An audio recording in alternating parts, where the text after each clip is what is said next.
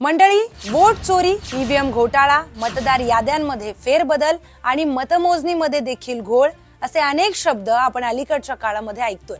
पण या सगळ्या संदर्भामध्ये एका व्यक्तीने 3 वर्ष लढा दिलाय. एका सरपंचाची ही कहाणी आहे, जो 3 वर्ष त्याच्या हक्कासाठी लढला, त्याच्या मतदारांसाठी लढला, त्याच्या मतांसाठी लढला. तर ही अजब गजब कहाणी ऐकूयात. त्यासाठी व्हिडिओ शेवटपर्यंत नक्की बघा. नमस्कार, मी प्रियंका लाठी आणि आपण पाहताय न्यूज 18 लोकमत. तर त्याचं झालं असं की पाणीपत जिल्ह्यातील बुवाना लखू नावाचं हे गाव, इथे नोव्हेंबर 2022 मध्ये ग्रामपंचायतीची निवडणूक पार पडली. 2 उमेदवार होते, मोहित कुमार आणि कुलदीप सिंह. आता या दोघांमध्ये जेव्हा निवडणूक पार पडली त्यानंतर निकाल आला तर कुलदीप सिंह विजयी झाले. पण मोहित कुमार यांच्या मनामध्ये एकच प्रश्न वारंवार येत होता की ही मतमोजणी खरी आहे का.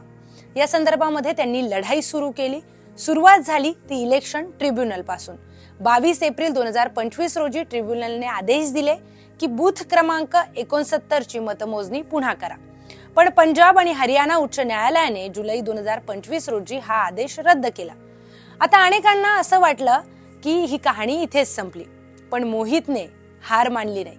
तो पोहोचला थेट सर्वोच्च न्यायालयामध्ये. 31 जुलैला सर्वोच्च न्यायालयाने एक नवा निकाल दिला. एकाच बूथची नाही तर सगळ्या बूथची मतमोजणी पुन्हा होईल आणि इथेच न्यायालयामध्ये होईल. संपूर्ण प्रक्रिया व्हिडिओग्राफीसह होईल, म्हणजे सगळी प्रक्रिया ही व्हिडिओ शूट होईल, म्हणजे कुठलाही संशय त्यामध्ये राहणार नाही.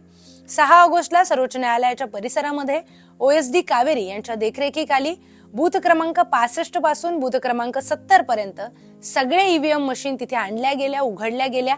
एक एक मंडळी, एक एक मत पुन्हा मोजलं गेला. सर्वांच्या नजरा स्क्रीनवर खेळल्या आणि निकाल पाहता पाहता बदलला. एकूण मतं होती त्या गावची 3767. त्यापैकी मोहित कुमार यांना पडली 1051 मतं. मोहित कुमार तेच जे पराभूत झाले होते. कुलदीप सिंह यांना पडली 1000 मतं, जे त्यावेळी यशस्वी झाले होते. म्हणजे 51 मतांनी मोहित कुमार विजयी ठरले. तोच माणूस ज्याचा विजय 3 वर्षापूर्वी हिसकावला गेला होता. आता सर्वोच्च न्यायालयाच्या आदेशाने गावाला नवा सरपंच मिळाला. 11 ऑगस्ट रोजी न्यायमूर्ती सूर्यकांत दीपांकर दत्ता आणि N कोटेश्वर सिंह यांच्या खंडपीठाने हा आदेश दिला. पाणीपतचे डेप्युटी कमिशनर यांना सांगण्यात आलं की 2 दिवसांमध्ये मोहित कुमार यांना सरपंच म्हणून घोषित करणारी अधिसूचना जाहीर करावी. तर मंडळी, ही कहाणी आहे एका सरपंचाची, ज्याने 3 वर्ष हार न मानता त्याची लढाई लढली, त्याच्या हक्काची लढाई लढली. जेव्हा इलेक्शन ट्रिब्युनल कडून त्याला कुठला रिझल्ट मिळाला नाही तेव्हा तो थेट सर्वोच्च न्यायालयामध्ये गेला. एका गावाच्या सरपंच पदाची ही लढाई आहे. बघताना वाटतं की काय इतकी मोठी गोष्ट होती सरपंच पदाची, पण मंडळी 51 मतासाठी त्याचं सरपंच पद गेलं. ते त्यानं जाऊ दिलं नाही. 3 वर्ष तो लढला आणि त्याचं सरपंच पद त्यानं मिळवून आणलं, हिसकावून आणलं. आपल्या हक्काचं जे पद होतं ते त्यानं परत आणलं, फक्त 51 मतांनी.